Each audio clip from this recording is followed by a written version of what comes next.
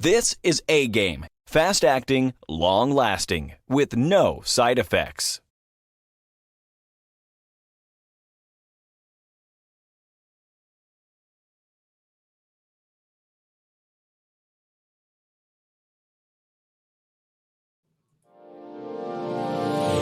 Hey all my Crimsonites, and welcome to the Crimson Cure channel, where we embrace our femininity, increase our womanly values, and celebrate our brothers. So join me on our feminine journey to learn, heal, and grow.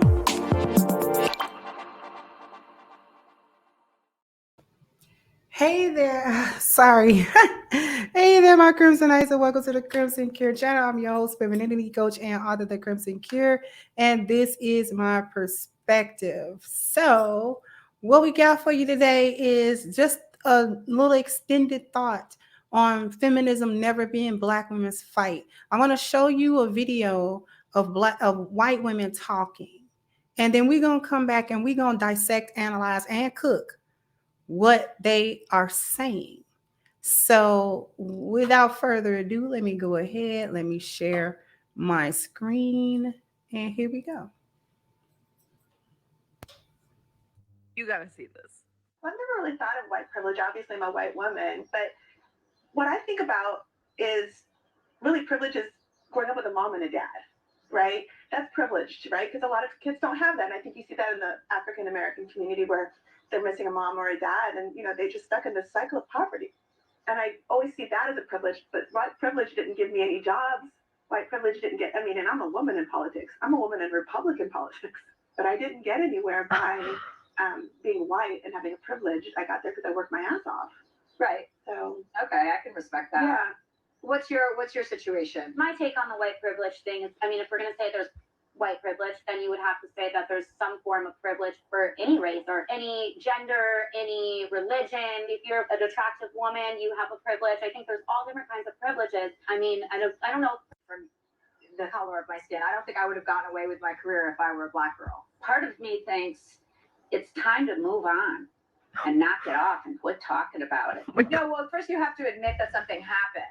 But we've come so far in America, in my opinion. Right, we have come so far. So you don't think there's any race problem in this country? No, but I think it's minuscule, and I think the way people are reacting are making it bigger. But we have a lot of racial crimes happening right now, so it's hard to move on past What do you mean racial crimes? Like Black men being shot by cops. See, I don't see it. That's not happening to me. I've never been pulled over once and felt in danger. I just don't know what the answer is. I do agree that it exists. And I think we have to work harder in this country. That white privilege exists? No, I agree that Black privilege exists. Okay. I don't think there's any way in this country with our history we could deny that.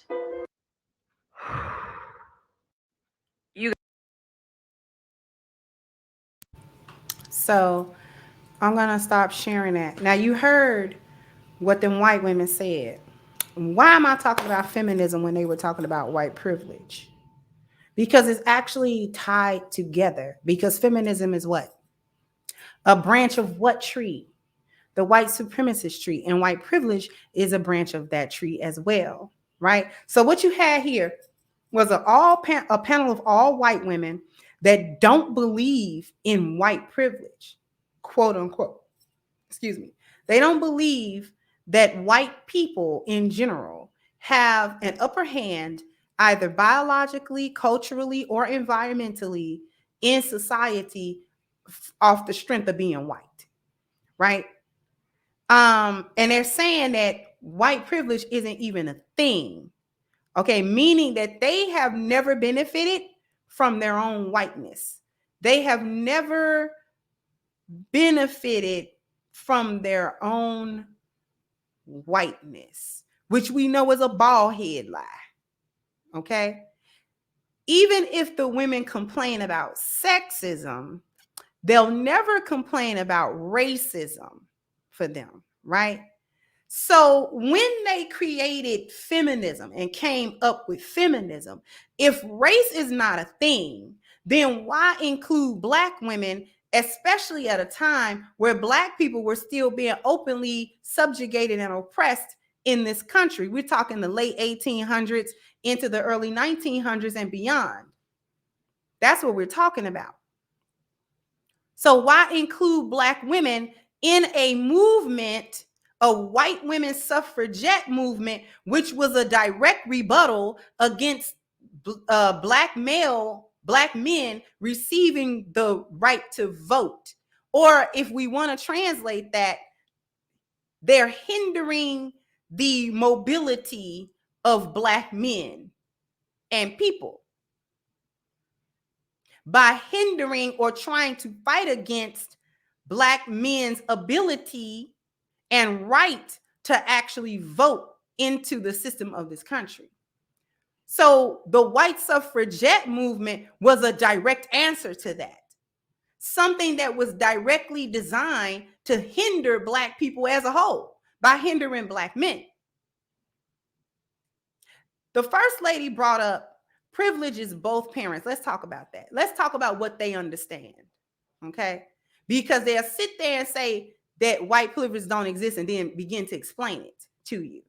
So the first one, sit there talking about some privilege is both parents. A child being brought up or children being brought up by both parents. And she brought up the lack of that in the Black community, and she tied it to poverty.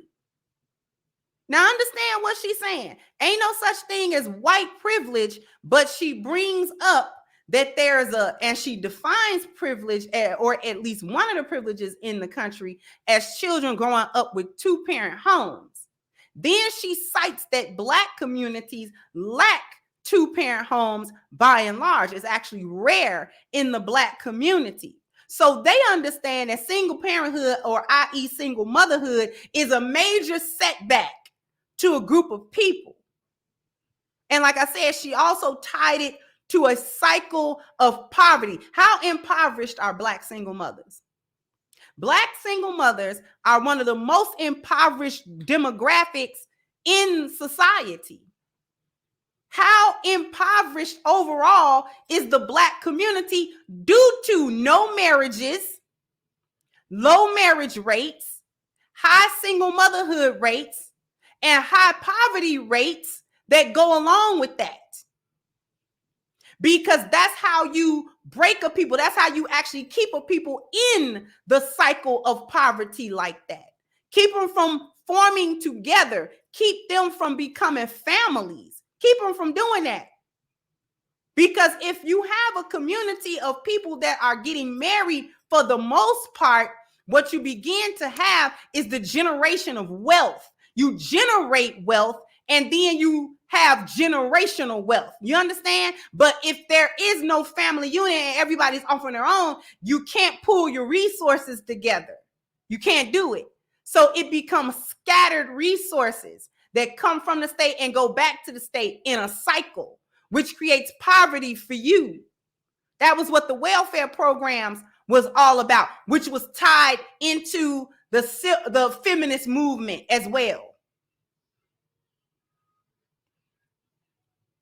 So it's not a surprise that poverty and lack of families go together. Because when you have broken down one of the 10 life values to such an extent, if family is number 3 and wealth is number 10, if you break family down, then everything underneath family breaks down. Appearance, dwelling breaks down, mobility breaks down, education breaks down, profession breaks down, leisure breaks down, wealth breaks down. If you start at any one of the 10 life values and one of them is broken, all the values beneath it will break and suffer, because they are designed or is set up in a specific order. This is why spiritual comes first and wealth comes last, to anchor it.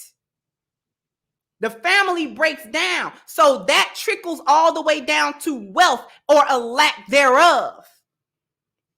They understand that.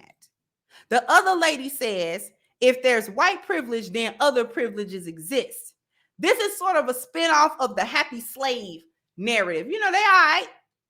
Them darkies over there, they okay. They cool. You know, they smile and eat watermelon and all that kind of stuff when we come around. So it can't be no problem.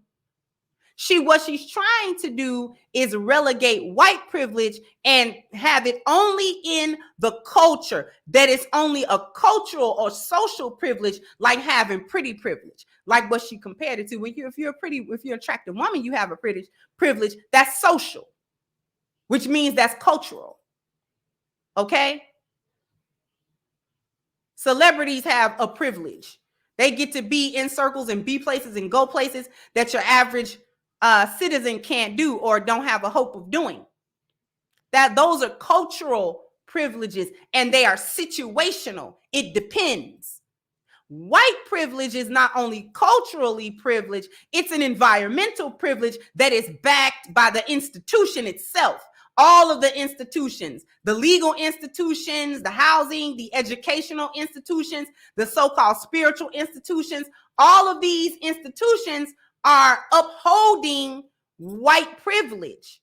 So it's not just something cultural, it's something environmental as well. Pretty privilege is not environmental. There are no laws that uphold pretty privilege. There are no laws that uphold celebrity privilege. But there are institutional laws that uphold white privileges. Okay? It's embedded within the institution. The institution itself is predicated upon white supremacy. Supremacy, and every white person know that. Whether they want to actively participate or not, they benefit from it. That is what white privilege is benefiting from the system that is designed to benefit you. And not only to benefit you, but to hold others back and to oppress and suppress others. Then you had the other one talking about, well, we ought to move on. There are no racial issues. This is not a blindness. They say, oh, we don't see it. It's not blindness. That's not what they are. They are not unaware of what's going on. What they're trying to tell you, what they're really saying is that white supremacy is a value system that has been born of a certain set of biological beliefs. Those biological beliefs have then influenced culture in a certain way. And then that culture is supported by the environment and the institution. Hence, you have white supremacy. This is the value system that it gave birth to. So no matter what kind of subtlety or subtle changes that happens, either biologically, culturally, or environmentally, they're never gonna create a new value system, meaning they aren't gonna make changes that create a bioculturon event that will give birth to the 10 life values. They're never going to do that because they can't. The value system that white supremacy is tied to is the lost value system. So they will never create a new value system that doesn't support and substantiate white supremacy. Why did I say black women? Because black women are following the ideals of these women right here that we just talked about that don't even believe in white privilege. She laughed when she said anti-black privileges. That was funny. She couldn't even get it out with a straight face. She couldn't even get it out with a straight face. Laughing because they know everything they just said up there was cap. They've been living white privilege all their life. They are from Orange County. That's white privilege in the flesh. But black women have followed the ideals of these women. This is why black women had to even create intersectionality, and why white feminists don't acknowledge it. Black feminists had to split off and then create the concepts around intersectionality because race is an issue for you. That's not an issue for them. So they don't care nothing about your intersectionality. They use you to get a better footing off the sexism and their gender equity or equality. Once they was done with that, you was out of the picture. They didn't care about other issues that you was having based on race or based on whatever other schism that you was having. They didn't care. You helped them get where they wanted to be environmentally and institutionally. They wanted institutional equality and equity with their men, and they used you to do it. And then once they was done with that, they don't even recognize intersectionality like you do. It was not meant for you. Feminism was not meant for you. Not your fight. Anyway, thank you for tuning in with me. I'm going to go ahead and wrap this up. But like, share, and subscribe to the channel if you have not. Jump down in the comment section. Let me know what you think. And like I said, like, share, subscribe to the channel if you have not. Once again, I'm your host, The Crimson Cure, and this was my perspective. Bye-bye, Crimsonites. Hey guys, please like, share, and subscribe to the channel and hit the notification bell. And if you've got more to say on the topic, leave a comment down below. Also, don't forget to support our sponsor, who so graciously supports this channel by clicking the description box and the link for A-Game at agameherbal.com. You can go ahead and get a 10% discount off of your next purchase using the code Kendra10. This has been yet another Crimson Cure production, and I'll catch you guys on the next one.